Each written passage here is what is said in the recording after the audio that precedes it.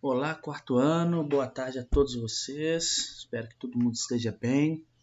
Hoje vamos retomar nossa aula aí, vamos continuar falando um pouquinho aí sobre a chegada dos primeiros homens, né, dos primeiros seres humanos na América, tá? Durante a nossa live da semana passada, nós falamos, né, de como eles chegaram na América, falamos de algumas hipóteses, né, que eles atravessaram lá o Estreito de Bering, vieram em algumas embarcações. Hoje vamos falar um pouquinho mais dessa história, mas um pouco voltada aqui para o Brasil, né? Vamos ver, será que eles chegaram até aqui? Né? Quem foram os primeiros homens aqui do Brasil? Tá? Então, lembrando aí, né, eu gosto sempre de recapitular, nós estamos aí no capítulo, agora eu vou descrever de amarelo, capítulo 6, né, do nosso livro 2 aí, a chegada dos primeiros homens na América. A letra está um pouquinho feia aqui.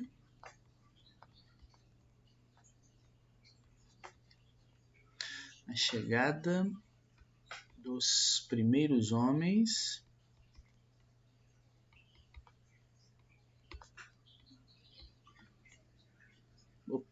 homens à América, ou a chegada dos primeiros seres humanos, né?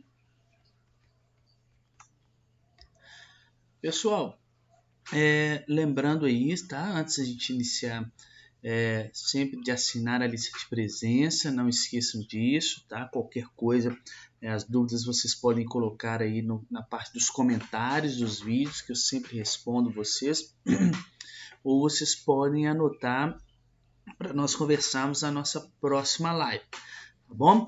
Então vamos ver aqui. Hoje nós vamos falar dessa pessoa aqui, ó, quem é Luzia. Aposto que vocês já ouviram falar nela, né? Já devem ter visto em jornais, em TVs, né?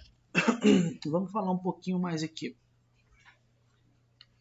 Olha só este mapa aí. Este mapa aí é só para lembrarmos, né? Lá da nossa última aula, né? Das possíveis rotas que os primeiros grupos, os primeiros seres humanos aí chegaram à América, né?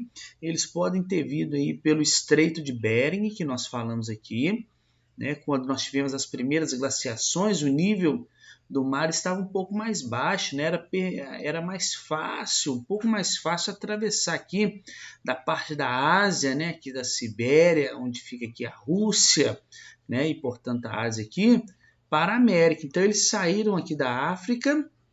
Olha só, eles saíram da África, né? Parte dos primeiros grupos humanos foram para a Europa, ocuparam a Europa. Outros começaram o seu processo de espalhar pela Ásia, tá? Alguns foram para a Oceania e outros começaram ainda o seu processo de continuar pela Ásia até atravessar o Estreito de Bering e ocupar primeiro a América do Norte, a América Central, e depois a América do Sul, né? Uma outra teoria também que algumas embarcações, cadê minha caneta? Perdi ela, tá aqui embaixo, que algumas embarcações, né, conseguiram também fazer o que nós chamamos de navegação de cabotagem, né, que é a navegação de costa a costa, e foram de ilha em ilha aqui nas Polinésias. Polinésia quer dizer muitas ilhas, tá? Aqui no Oceano Pacífico, até chegar na América. Ok? Então essas foram as teorias aí que nós vimos, as possíveis rotas do ser humano para chegar na América, ok? Então nós vimos isso aí na nossa live da semana passada, né? Eu coloquei esse mapa aí só para lembrarmos. Só que é importante nós falarmos aqui, né, que muita gente pensa, né, que o Brasil começou a existir, né? Que o Brasil ele passou a ser conhecido aí a partir do descobrimento, né? Que o Brasil começou a iniciar então a sua história a partir do descobrimento pelos portugueses.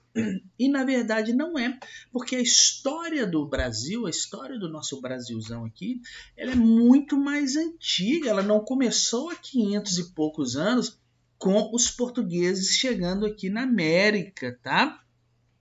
Porque o nosso território aqui, onde que está o Brasil, ele já está habitado, já tem pessoas que vivem aqui há pelo menos 12 mil anos.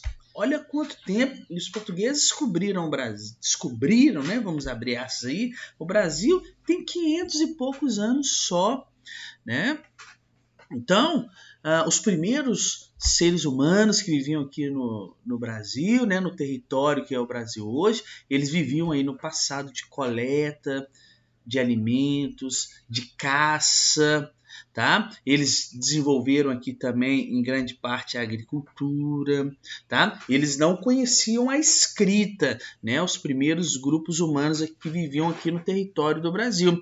Mas essas pessoas aqui, para vocês verem como que o Brasil já era ocupado, elas deixaram muitos vestígios, né, que expressavam aí qual era a visão de mundo que elas tinham à época, né? E esses vestígios eles podem ser vistos hoje, né? Em dia nós podemos ver aí as pinturas rupestres que nós temos em várias cavernas, em várias regiões do Brasil. Nós podemos ver também algumas cerâmicas que são achadas, né, no Brasil, como por exemplo uma muito conhecida chama cerâmica de Marajoara, tá? Ela fica lá na ilha de Marajó, no Pará, no estado do Pará, tá? Esse tipo de cerâmica é uma urna, na verdade, né? Uma cerâmica urna funerária que eles guardavam, né? Os restos mortais das pessoas, né? Olha para você ver, muito antes do descobrimento do Brasil, tá? Então, esses vestígios dos nossos ancestrais, eles são encontrados aí em diversos sítios arqueológicos no Brasil. E muitos desses sítios arqueológicos tem aqui em Minas Gerais. Vocês sabiam disso? Tá? E nós vamos, é o tema da nossa aula hoje, um desses sítios arqueológicos foi encontrado aí, né, a pessoa mais antiga do Brasil. Foi descoberta aqui em Minas Gerais, em Lagoa Santa, tá? Então, um dos principais objetos de estudo sobre o povoamento, sobre os primeiros homens aqui da América, é um crânio, foi um fóssil que nós descobrimos aqui, né? E ele foi encontrado em 1970. Aí eu posso passar, olha aí, este crânio aqui, olha, ele foi encontrado em 1970. Opa, apareceu um 6, né? Em 1970, tá? Num sítio arqueológico em Lagoa Santa. Vocês já ouviram falar nisso? É aqui pertinho de Belo Horizonte, tá? Olha onde foi encontrado isso aqui. Tá? E os estudos mostraram que este crânio aqui, ele era de uma mulher de mais ou menos 20 anos de idade, tá? Que pertencia a um grupo de caçadores e coletores que vivia aí nessa região de Lagoa Santa, né? Claro que não tinha o nome aí de Lagoa Santa, né? Na época, né? Essa mulher com mais ou menos 20 anos de idade, que vivia em Lagoa Santa, que vivia como caçadora e coletora, ela viveu nessa região aí há mais ou menos entre 11 mil e 11 mil e meio, 12 mil anos, 12 mil anos atrás. Olha quanto tempo! E eles deram um nome para esta mulher de Luzia. Os pesquisadores deram um nome para ela de Luzia. Olha que interessante, acharam pertinho da gente aqui. E a descoberta desse fóssil aí, né, ela possibilitou algumas explicações sobre o povoamento da América, né? Porque primeiro que este fóssil, né, ele é o mais antigo, mostra aí que né, é a pessoa até hoje descoberta mais antiga do Brasil, né? E que essa explicação ela possibilitou aí, né, explicar, né, que essa pessoa, que vocês podem ver aqui pelos traços do computador dela aqui, olha, que ela se assemelhava muito, olha, com as pessoas que viviam aonde? Na África, na região ali da Oceania, né? Aqueles primeiros hominídeos que existiam lá. Olha só, eles fizeram essa reconstrução aqui do rosto dela, né? Foi feito por computador, né? E tudo, em 1999. Né? Olha quanto tempo que ela ficou lá parada num museu, né? Sem estudar. Em 1999, só que eles fizeram esse estudo aqui com computadores e chegaram a mais ou menos como seria o rosto dela. E esse formato do rosto dela, junto com o crânio dela, ficava no Museu de Ciência lá, né, Natural do Rio de Janeiro, aquele mesmo que pegou fogo em 2018. Você lembra daquele museu que pegou fogo em 2018 aqui no Brasil? Olha o que estava lá dentro, ó. Só que, graças a Deus, 80% desse crânio aqui, né, de Luzia, foi preservado. Ainda um pedaço dele ainda foi queimado lá por aquele fogo, né, mas um pedaço ainda foi, né, grande parte dele foi preservado. Na época que essa Luzia vivia aqui no Brasil, era a época que viviam a que nós chamamos de mastofauna, que era a época dos grandes mamíferos aqui. Imagina viver nesta época de Luzia. Esses grandes mamíferos que eu falo era aquela preguiça gigante.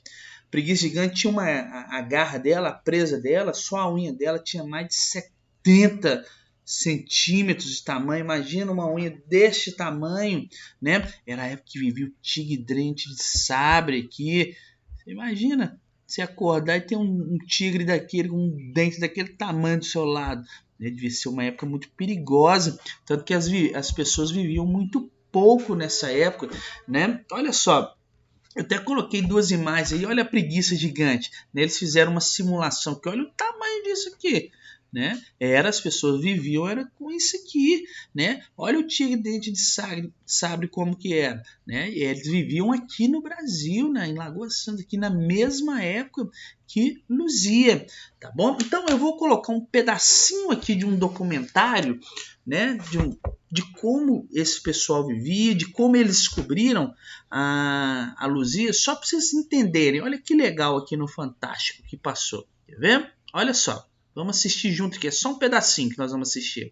A Jornada de Luzia. Olha só. Já parou para pensar como era o Brasil 10 mil anos atrás? Pois a gente vai mostrar como vivia o povo que chegou aqui milhares de anos antes do descobrimento. Esse povo chegou muito antes até do que os índios. É verdade, olha, os repórteres Sônia Brito e Paulo Zero visitaram os lugares que contam essa história. Uma história que tem rosto e tem nome. Luzia, a primeira brasileira.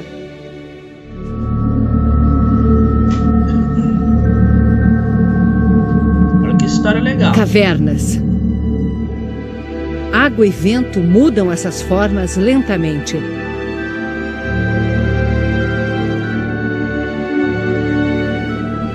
Trazem a terra que cobre e preserva milhares de anos de uma história aos poucos descoberta.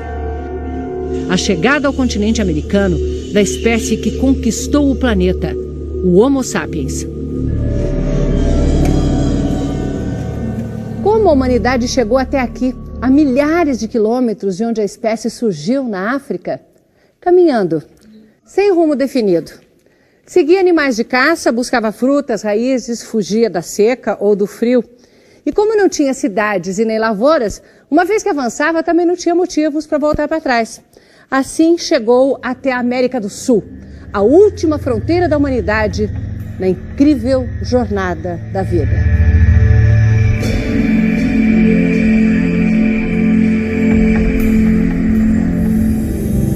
A nossa espécie surgiu na Etiópia. Há 2 milhões de anos, o Homo erectus já estava deixando a África. Fósseis desse nosso ancestral foram encontrados na Ásia e em toda a Europa. Há 80 mil anos, o Homo sapiens, a nossa espécie, começou a se espalhar pela África e o resto do planeta. Foram muitas levas de migrações. Ele ocupou a Ásia, chegou à Austrália e Polinésia. Na última era do gelo, Ásia e América ainda eram ligadas por terra. O Homo sapiens atravessou o Estreito de Bering e se espalhou pelo continente.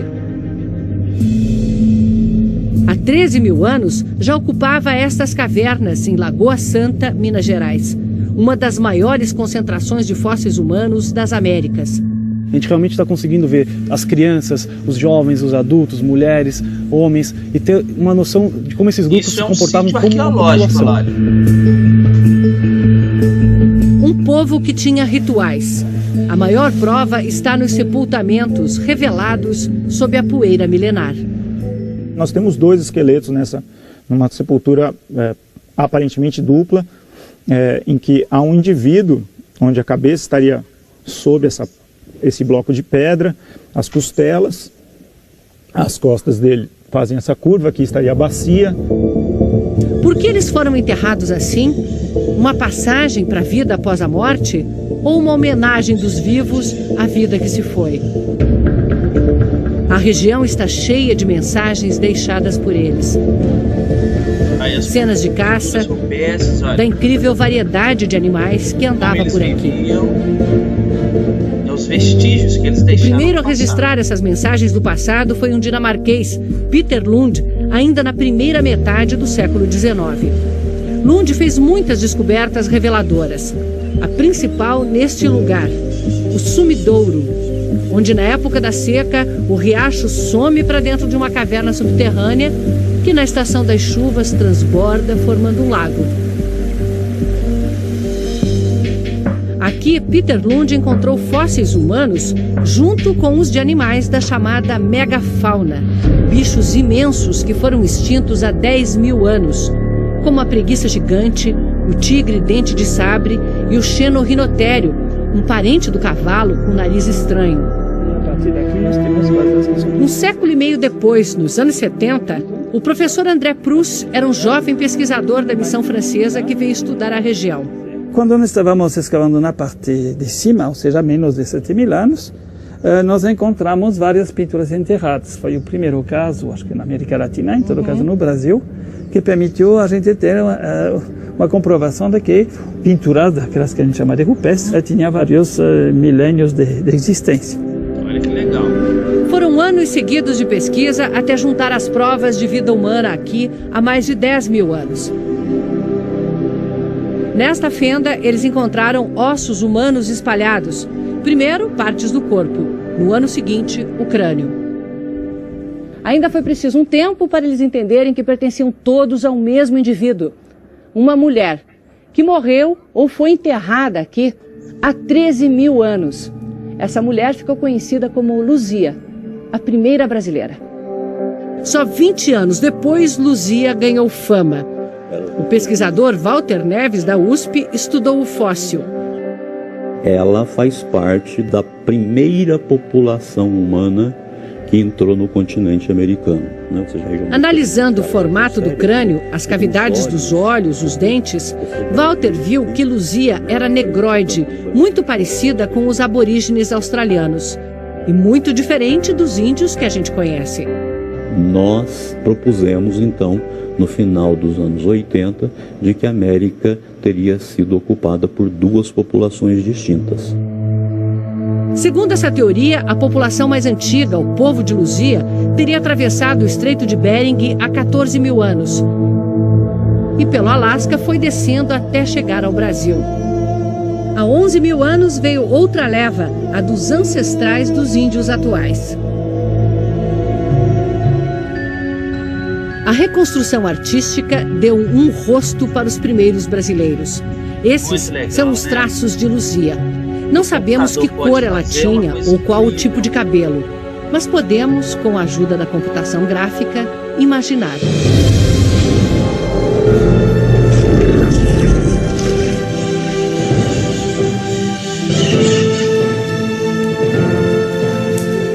E não é só o rosto. A cada vez que os pesquisadores encontram um fóssil, uma ferramenta, restos de uma fogueira, é como se abrissem uma janela para o passado, que nos permite ver e reconstruir a vida que levava o povo de Luzia. Uma vida dura. Poucos passavam dos 35 anos. E eles não viviam nessas cavernas. Eram nômades, baixa, né? Caçavam, colhiam frutas, muitas raízes. Nessas cavernas eles passavam alguns dias, se abrigavam e seguiam em frente. O povo de Luzia era exatamente igual a nós. tinha as mesmas habilidades, a mesma inteligência que nós. Éramos nós, antes das cidades, do desenvolvimento, da agricultura, iguais a nós, num mundo muito diferente e perigoso.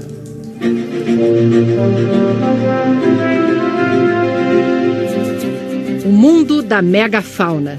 Tigres dente de sabre. Preguiças gigantes. Como é que iam chegar com a sarabatana, um arquinho igual aos que meu filho brinca, diante de um mastodonte? Diante de uma preguiça gigante que tinha pelo menos 70 centímetros de garra. Era o primeiro astronauta brasileiro, só papo que ia receber entrava em órbita.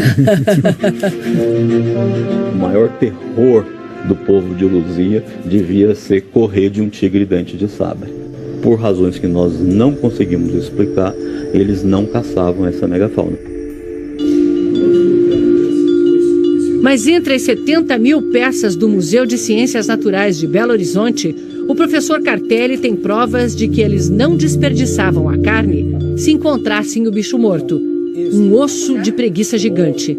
Este osso equivale aqui. É este osso Esse aqui.